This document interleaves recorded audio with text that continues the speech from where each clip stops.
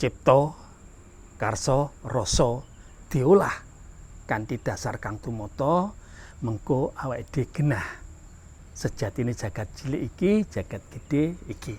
Loh, kok duwe ale kuwi anake apa itu Lamtoro atau kecambannya Lamtoro kok duwe anak dadi anake Kebo, itu sanepan pangkat. Ini gambarannya orang jahat tapi dia mendapatkan pangkat.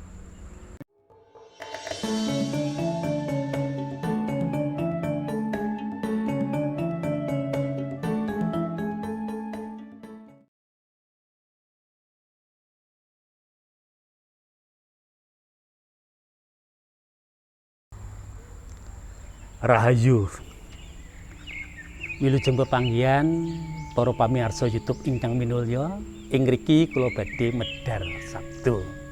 Ning wedhar sabda menika namung awujud pitaken, hanya berupa pertanyaan dari netizen. Pertanyaannya demikian, Mbah Darmaji, jagat gede jagat cilik iki apa to tegese? Yang satu. Yang kedua, ada netizen lain tanya, kupas Mbah, tolong dikupas, ada bunyi encak-encak aline kebobole itu apa tuh? Dua.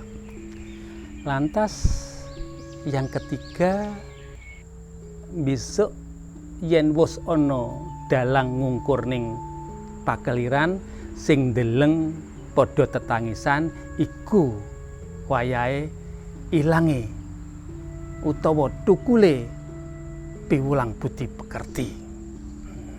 Telu, 3 pertanyaan 3. Maaf kalau wau kula matur kanthi basa Jawa. Biar ada warna dikit gitu loh ya. Tadi kalau nggak keliru pertanyaan pertama, apa Mbah Darmaji tegese jagat cilik jagat gede? Jagat gede itu jagat gumelar. Ini jagat gede. Tapi ada yang negesi loh, jagat gede itu sebetulnya jagat cilik itu jagat cilik ini, jagat sing disawang mripat ini jagat cilik, jagat gede itu di sini. Tapi kalau saya jawab demikian. Ini jawaban saya. Jagat gede kuwi sing diarani bawono, ya jagat ini, dunia ini bawono. Nah, sedangkan jagat cilik itu namanya buwono. Buwono ki jagat cilik ini.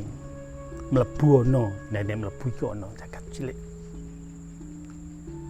Terus jagat cilik wujudnya kayak apa?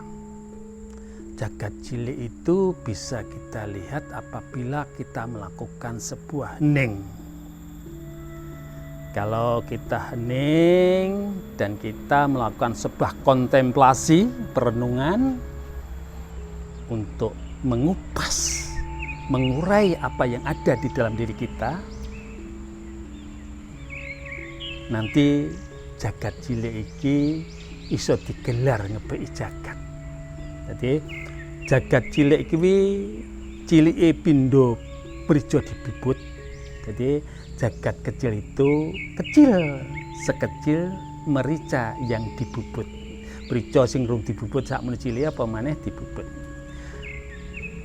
Lamun ginelar ngebaki jagat, apabila kita gelar, kita buka, itu sudah ngebeki jagat, memenuhi jagat ini sudah terpenuhi dengan jagat cilik. Ya buwono ini ya jagat cilik. Lah supaya awake dhewe kuwi ngeruwe marang jagat gedhe iso edi lan bene ana unen-unen, ya kuwi memayu hayuning bawono, mempercantik dunia.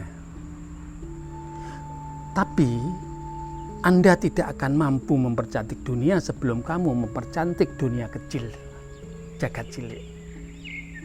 Memayu hayuning jagat cilik. Kalau jagat cilik cantik, otomatis kamu untuk memayu hayuning bawono gampang gampil kang sartan pono alangan. Carane piye? Nuhuning piulang-piulang becik. Nuhuning marang piulang-piulang kang luhur.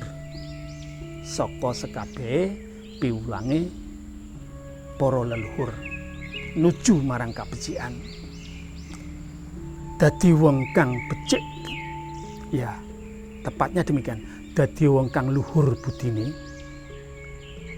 becik pakartine, wening rasa jatine. Iku kang aran becik-becik ing manusa, kang aran satriya. Dari kata santri itu, san itu kebagusan, tri itu telu. Nih, jadi kurang lebihnya demikian saya menjawab tentang jagat cilik dan jagat gede. Untuk urusan jagat cilik ya ini jagat cilik. Dalam diri kita itu ada jagat cilik yang namanya buwana, jagat gede, jagat gumelar sing saisi ning kawulaning pangeran, sekabehing kawulaning pangeran kang dumunung ing jagat gede.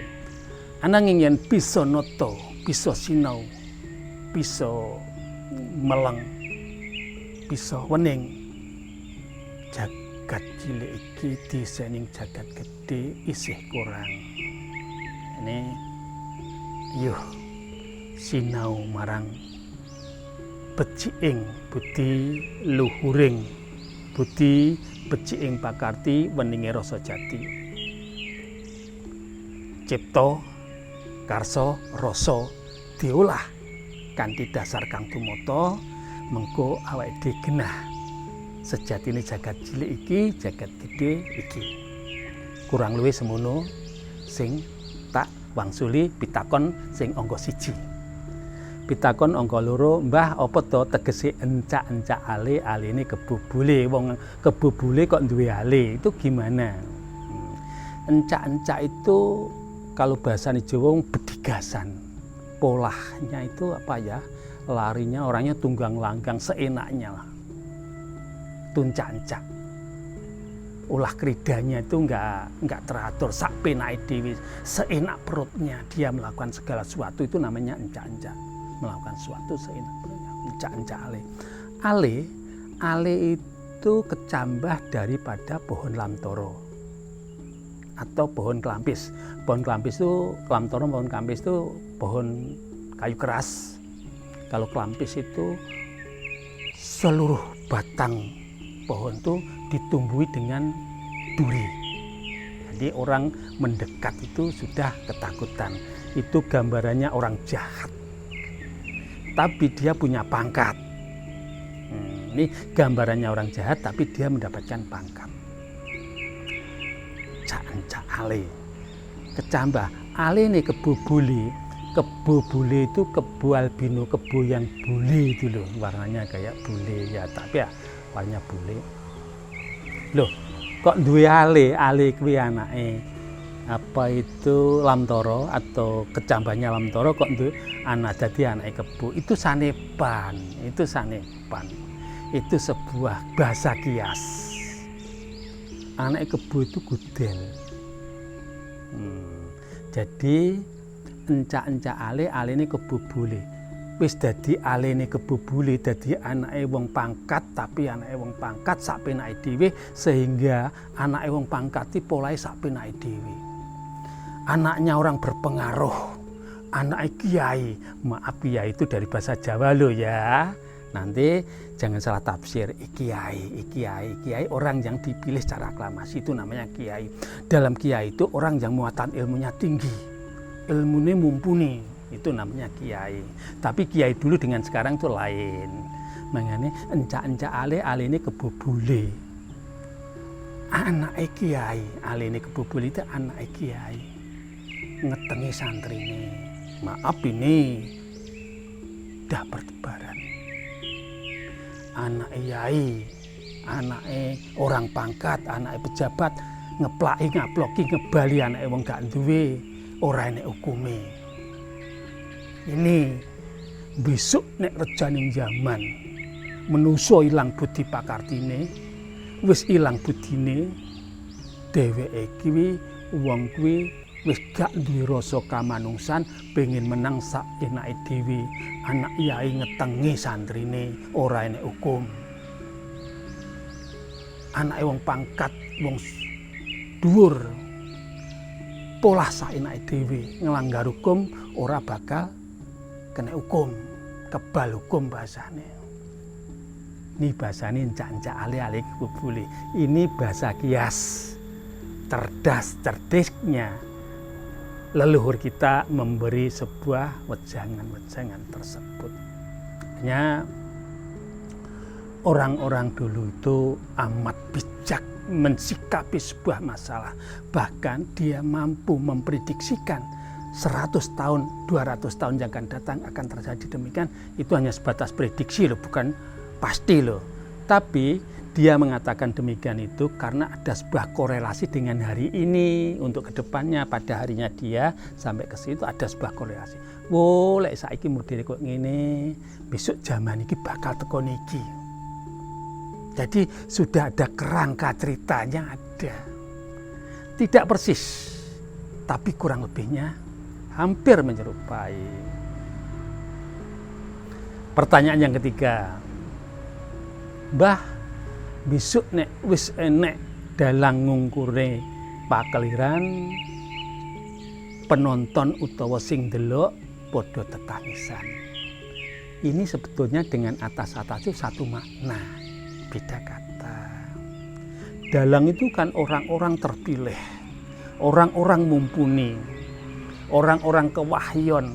Kalau tidak kewahyon, tidak mendapatkan wahyu kedalangan, tidak mendapat wahyu daripada sang pendalang, dia tidak bisa. Karena dia membawakan sebuah lakon, beberapa ratus lakon.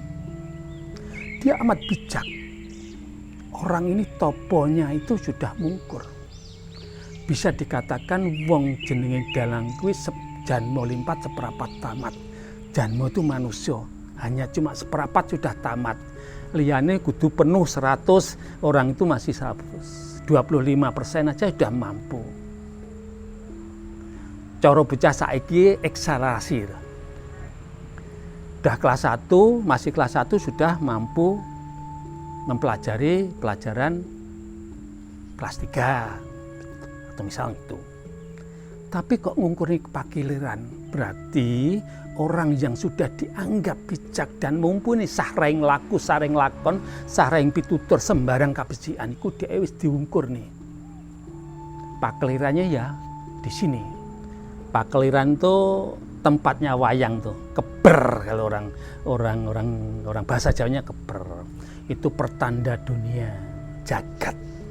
Wis ngungkur ning mengarang piwulanging jagat kabecikan.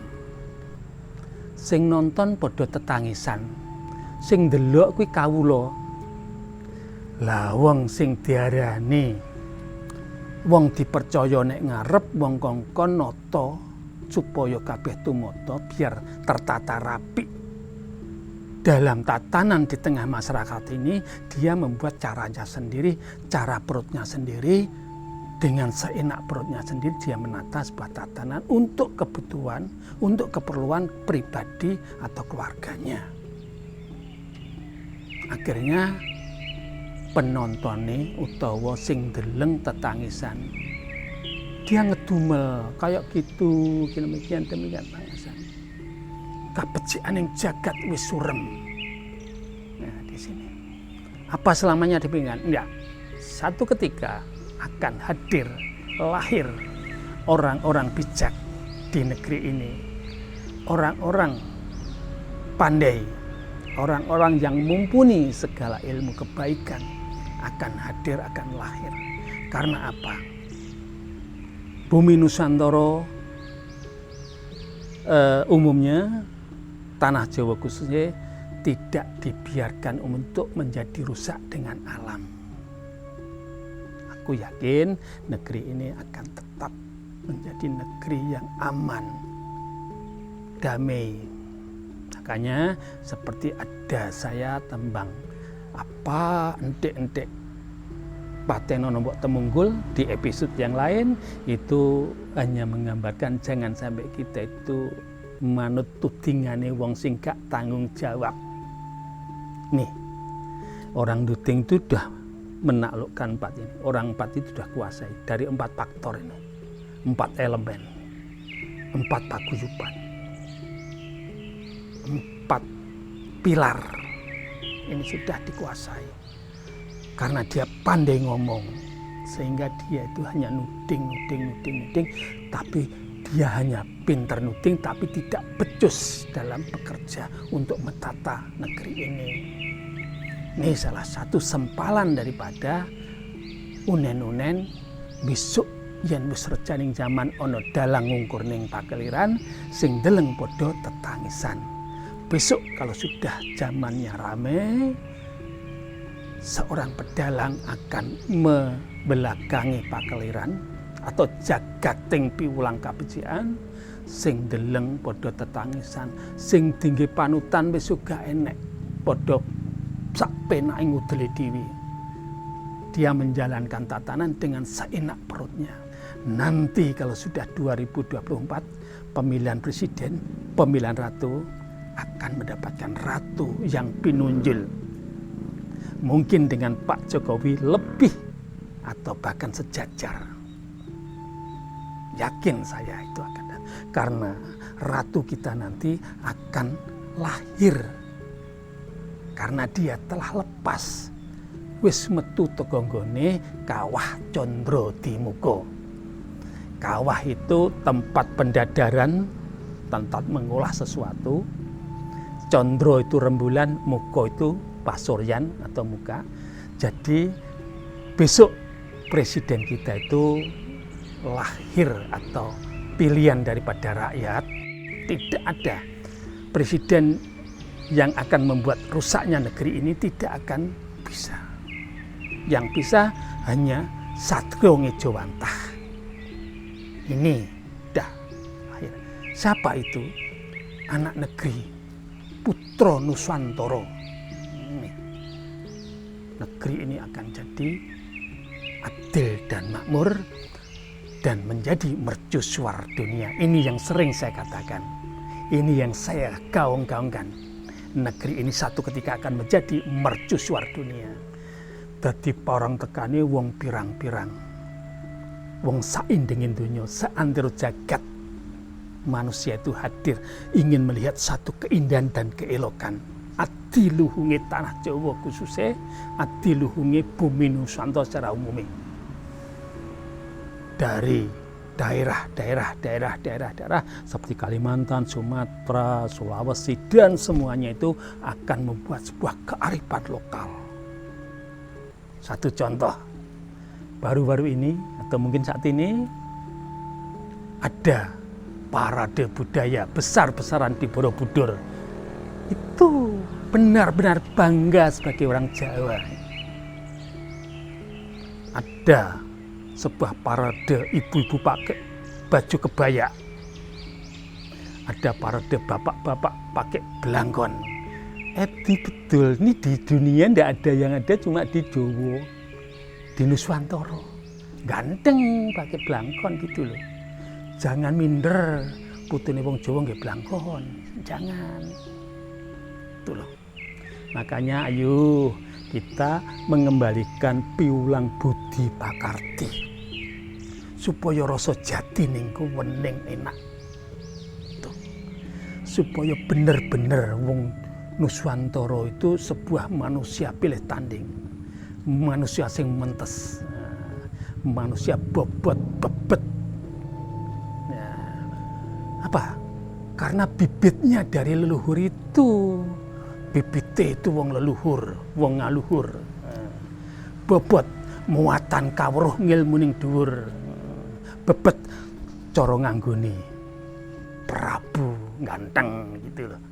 Ini wong Jawa, bangga jadi orang Jawa, bangga jadi insan Nusantara. Betul? Kalau gitu ayo anak-anak muda galakkan pakai pakaian seperti Mbah Darmaji ini. Belangkon, baju batik. Sekian dulu yang bisa Mbah Darmaji jawab. Mohon maaf apabila jawaban Mbah Darmaji kurang berkenan di hati panjenengan. Matur nuwun. Rahayu.